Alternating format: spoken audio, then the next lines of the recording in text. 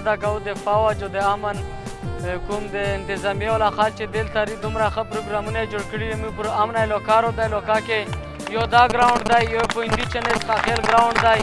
چې ځمکه هم شته کور هم چې سټارټ دی خو سلوری چې دا باندې भरपूर تیز کور وشي او جوړ شي او دغسې د امن پر امن ګرونټونو کې دا کې مقابلې وشي ګیمونه وشي دا ډېر پر امنه خلک دي د سکولونو انتظامیه وشي سکولونه شته رای ستوزونو کا مختلف کې چې په هغه باندې کور وشي ټیټ یې کې سکولونه او ډرډ یې کې بورډ صحیح کې ډېر خال روغلي په دغه کې بلکې د سکولونو والا داسې د های د ګورنمنټ های سکول والا لري دغه پکې خپل پرفارمنس وکړو چې په هر کول کې دا شونتې پروګرامات نامس کېږي نو دغه خلکو کې رابطې ډېره ترقي غشي موږ د فوج او دلته چې کومه انتظامیه ضلع والا دغه نه موږ دا خواست دی چې دلته موږ لا ګراوند جوړ کړی شي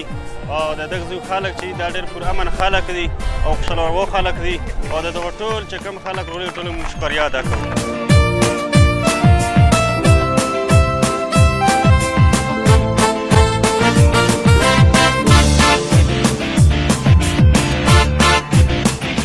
کومه میله په تیرو میدون کې د باغ امن میله و دغه ډېر ښکلي حسرات په الوکا باندې پرېوځي الوکې په عوامو باندې پرېوځي او دا د یو الوکې لا یو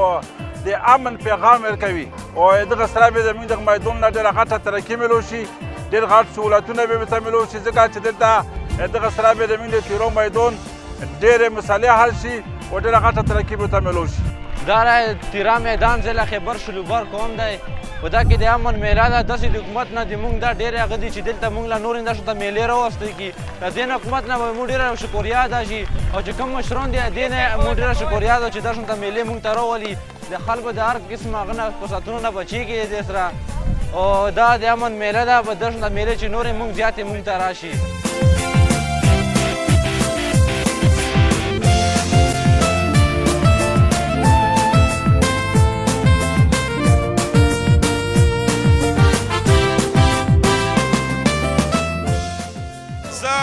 امن میلې شکریا ادا کوم د آرمي او د نارت اف سي چې هغوی دلته امر دومره د امن دا میله وکړه دا یو د خوشحالۍ مقام دی خو دوی نه یو پیغام دام ځي چې دلته کې امن دی د ملک نورو حصو کې چې کومې میلې کېږي نو دغه شان که دوه درې ایونټونه دلته نور وشو نو انشاءالله العزیز دا علاقه خلک به وویني او موږ خلکو ته دا وایو چې تیراله راشئ دا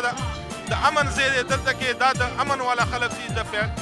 میلمه دوست خلک دي او ټول پاکستان کې دلته زیات امن دلته دی دا وګورئ په زرګونو خلک دي او دې تاسو په مخامخ دي نو موږ وایو چې دا د یو سیاحت سکواډ هم دی او دا د سیاحت یو بهترین علاقه ده په پاکستان کې زه یم چې د دې نه ښایسته علاقه تاسو له که ټایم وي نو علاقه ویزټ وکړئ نو انشاءالله داسې علاقه به تاسو ته په پاکستان کې نه میلاویږي او دا یو د بیا هم زه وایم چې موږ 2,000 کیلومیټر بارډر دی د افغانستان سره پړوسي ملک سره بیا هم دلته دومره امن دی چې د ماشومان جذبه او د هر څه وینئ د مشرانو حکومت له دا پکور دي چې موږ له غټ ګراوند ښکلی جوړ کړي او هر څه طبقې موجوده جوړ کړي چې بیا ته کوڅو نه ورځئ نو ته خلک